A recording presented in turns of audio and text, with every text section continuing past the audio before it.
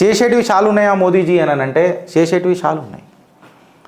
ఇవాళ అమెరికా చాలా కాన్సన్ట్రేట్ చేయాలి మనం. ఇది అన్ప్రిపేర్డ్ చిట్టా, నేను అందుకని ఏం రాసుకురాలే. This is the narrative. ఇవాళ మనం ఏం మాట్లాడతామనంటే మనం రష్యాతో ఉండాలని కొంతమంది మాట్లాడతారు. ఒక్కోళ్ళు వచ్చేయమంటారు మనం అమెరికాతో మంచిగా ఉండాలా అని మాట్లాడతారు. అమెరికా మనకు అన్ని ఇస్తాయని మాట్లాడతారు. ఇంకొకడు వస్తాడు మనం చైనాతో ఇక సత్సంబంధాలు పెట్టుకోవాలా, పాకిస్తాన్ లాంటి దేశాలతో కూడా మనం ఉండాలా. మనము భారతదేశం, మనం ఎప్పుడు శాంతి దేశం. అరే మనం శాంతి దేశం కాదు, మనం సనాతన దేశం. ఈ అచ్చులు హల్లులు కరెక్ట్గా మాట్లాడరు. నేను ఇప్పుడు తెలుగు చెప్పనీకి రాలే ఫ్రెండ్స్, మన తప్పులు ఉంటే క్షమించుర్రి. ఇది సనాతన దేశం, సంతోషమైన దేశం, శాంతి దేశం కాదు. నా దగ్గర శస్త్రం నేర్పినరు, నా దగ్గర ఆ శస్త్రాన్ని యాక్టివేట్ చేసే శాస్త్రం కూడా నేర్పినరు.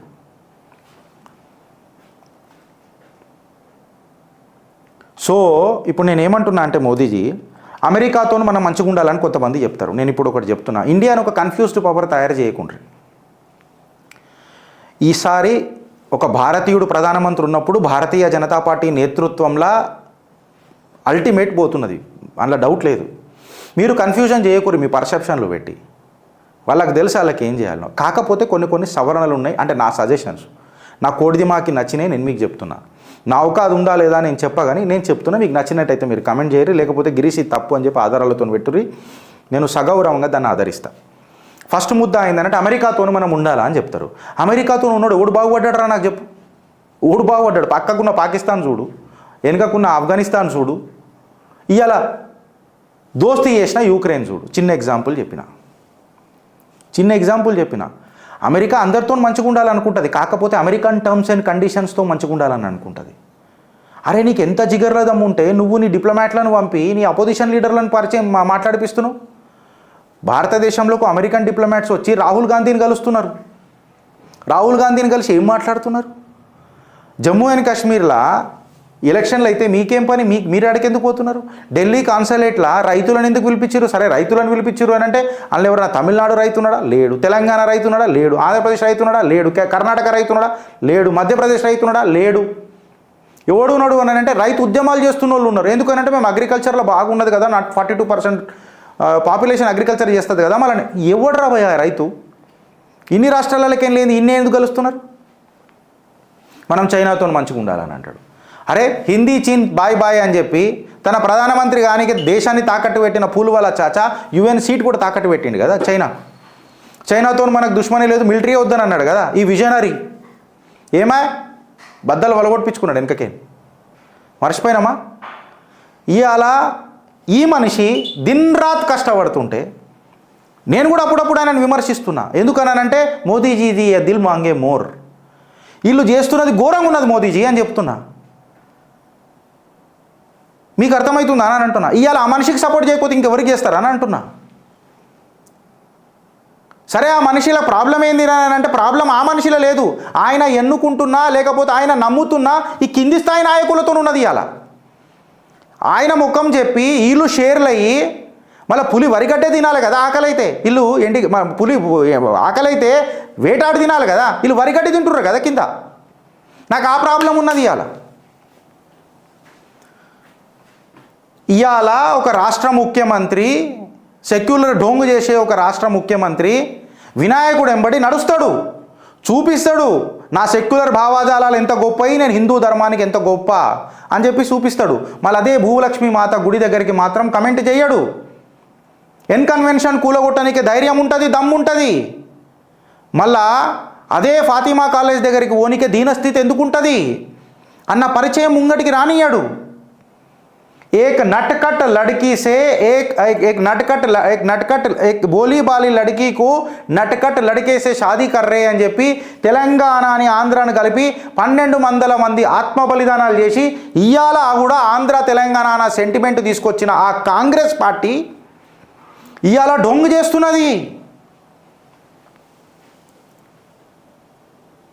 మీకు అర్థమవుతుందా అని చెప్పి మాట్లాడుతున్నా. ఇవాళ అమెరికా ప్రాబ్లం ఇండియాతోని చైనాతో ఉండదు. ప్లస్ ఇప్పుడు షేక్ హసీనా ఏం చెప్పిందో మనం అందరం విన్నాం, నేను అలా గోతలేను.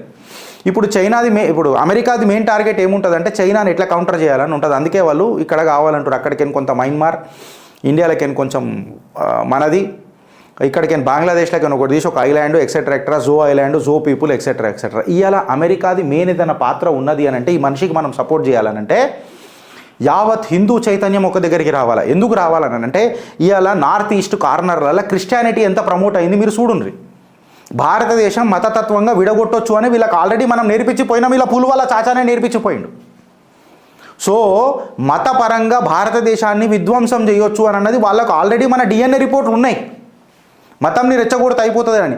అందుకే నేను ఏమంటా అంటే నీ రిలీజన్ ఏంది బేటా అని కూడా అడిగితే హిందుత్వ అని చెప్పుండ్రి. నీ జాతి ఏందిరా బై అని అంటే భారతీయ అని చెప్పుడు షురూ చేయండి.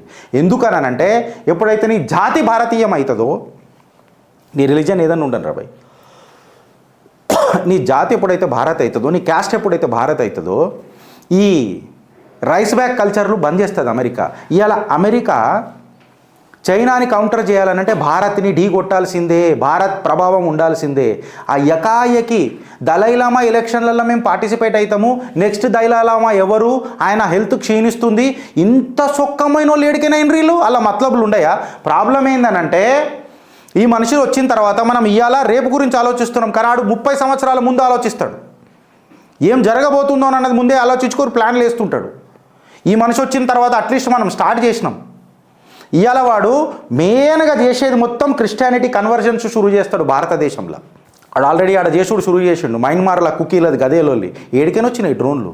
ఇవాళ నేపాల్ కూడా వాడిని పెద్దగా పెంచి పోషించేటట్టు లేదు. అది ప్రో ఇండియా ఉంటుంది, ప్రో చైనా ఉంటుంది, ప్రో యుఎస్ఏ ఉంటుంది, అన్నిటికుంటుంది. బట్ ఇప్పుడు ఈ దలైలామా పేరు పెట్టుకొని దలైలామా ప్రజలల్లో మనసులల్లో ఒక బీజం నాటుదామని చూస్తున్నాడు అమెరికా. ఈ దలైలామా ఎన్నికనికి ఇట్లా సక్సెస్ఫుల్ చేస్తే ఈ టిబెట్ నుంచి చైనాకు చెక్ పెట్టడానికి ప్రయత్నం చేస్తాడు. దానికి ఒక జో ఐలాండ్ కావాలా.